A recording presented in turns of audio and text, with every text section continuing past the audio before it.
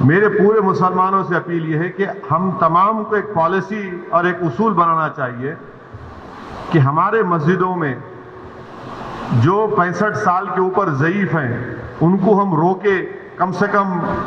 1 جون کے پورے مہینے ختم ہونے تک، کیونکہ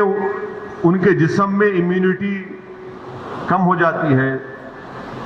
مختلف خدا نخواستہ اگر ان کو ڈائبٹک ہے، بیماریاں ہیں، تو باڈی میں وائرس سے مقابلہ کرنے کی طاقت کم ہو جاتی ہے. تو میں یہ اپیل کر رہا ہوں کہ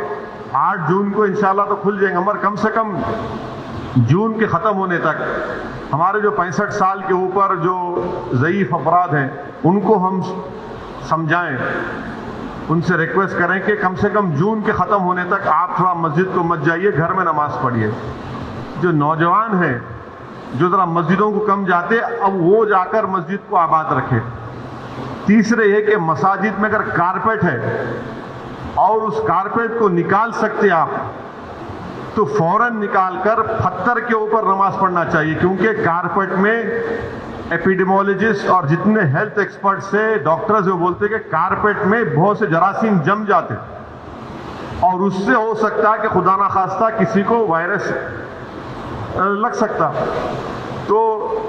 چوتھی بات کام ہم کو یہ کرنا چاہیے کہ مساجد میں بیت الخلاء اور وضو کا انتظام نہ رکھیں،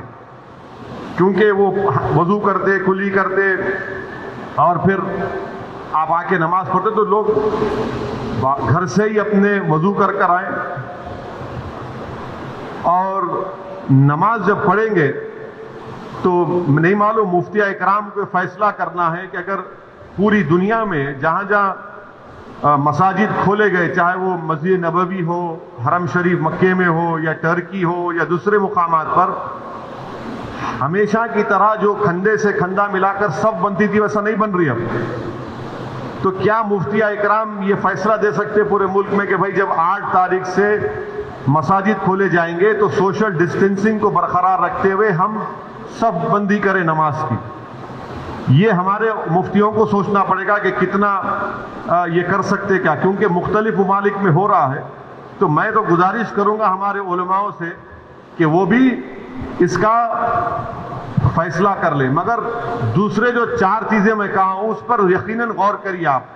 میں کسی سے نہیں کہہ رہا ہوں کہ مسجد کو مت جائیے، میں یہ کہہ رہا ہوں کہ آپ صحیح کہہ رہے ہیں کہ وائرس ابھی بڑھ رہا ہے، وائرس ختم نہیں ہوا ہے، وائرس بڑھ رہا ہے ابھی. اور خاص طور سے جو ہمارے 65 سال کے اوپر کے جو لوگ ہیں اور جو لوگ مختلف امراض کے شکار ہیں، جس کو کڈنی کی بیماری ہے، ہارٹ کی ہے، لنگز کی ہے، ڈائبٹک ہیں، ان کو تو اور احتیاط کرنے کی ضرورت ہے، بہت احتیاط کرنے کی ضرورت ہے ان کو، کیونکہ ان کی جان کو بچانے کا ہے. یقیناً ہم کو ایک روحانی اور قلبی سکون ملتا ہے جب ہم اللہ کے گھر میں جا کر سر و سجود ہوتے ہیں، مگر اسلام کی اہم تعلیمات بھی ہے کہ جان بچائیے. اور اگر خدا نہ خواستہ کسی کو یہ وائرس ہوتا ہے تو پھر ان کے گھر والوں کو، ان سے جو ملاقات کیے، پھر ایک نیا سلسلہ شروع ہوتا ہے ٹریسنگ کا. پرائمری کانٹیکٹ کون تھے، سیکنڈری کانٹیکٹ کون تھے. یہ میرے احساسات ہیں اور یہ اسی وقت ہوگا جب ہمارے تمام مفتی اکرام، چاہے وہ کسی بھی مکتب فکر کے ہوں،